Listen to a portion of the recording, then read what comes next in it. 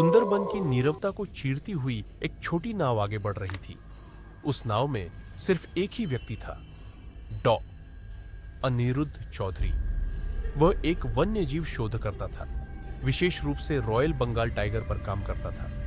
लगभग 1 साल से उसे सुंदरबन के गहरे जंगलों में कुछ असामान्य घटनाओं के बारे में खबरें मिल रही थी। स्थानीय लोग कहते, बाघ तो मर गया, लेकिन उसकी आत्मा नहीं मरी।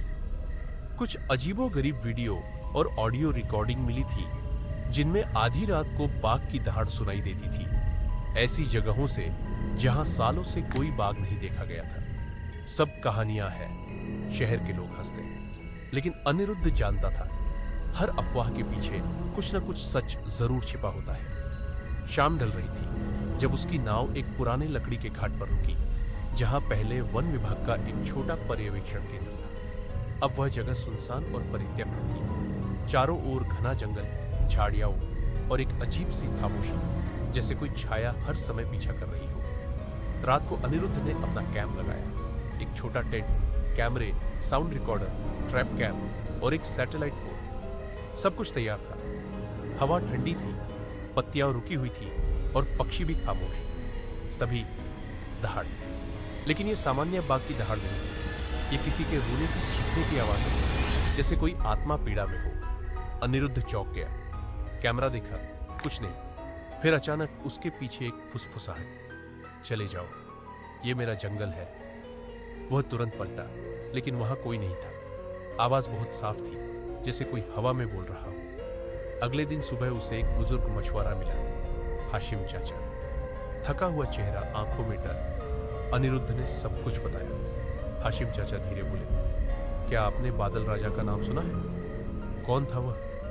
एक बाघ, बहुत बड़ा और ताकतवर, लेकिन इंसानों को कभी नुकसान नहीं पहुंचाया। उल्टा, जो जंगल को नुकसान पहुंचाने आता उसे भगा देता था। एक बार एक विदेशी कंपनी आई थी जंगल काटने, सड़क बनाने। बादल राजा ने रात में ही उनके कैंप पर हमला किया। किसी को मारा नहीं, बस डराकर भगा दिया।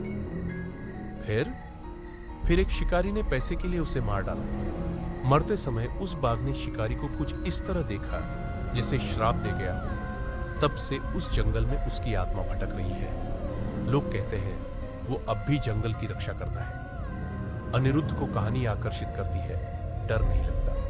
वह निर्णय लेता है, इस बार रात को कैंप नहीं छोड़ेगा। रात 2 बजे फिर से वही धार। कैमरे में एक धुंधली आकृति दिखती है, एक विशालकाय बाघ, पर वो जैसे छाया से बना हो। उसकी आंखें लाल चमकती हो। बाघ घूमा और सीधा अनिरुद्ध की ओर देखा।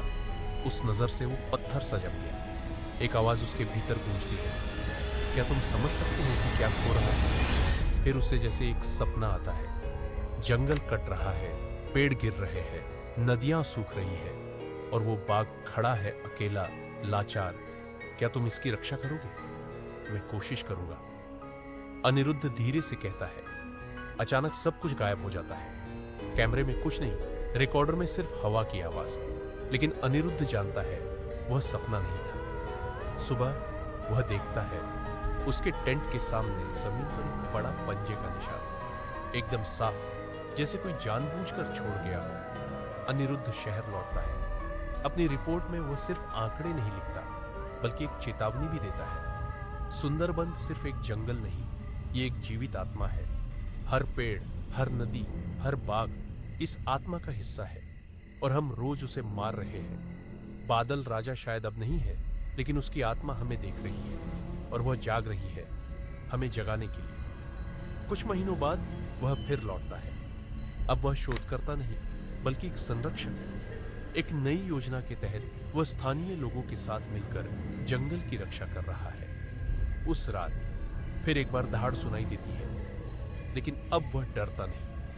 जानता है वो बाघ वहीं है। झाड़ियों के पीछे 2 आंखें चमकती है, फिर धीरे धीरे अंधेरे में समा जाती है।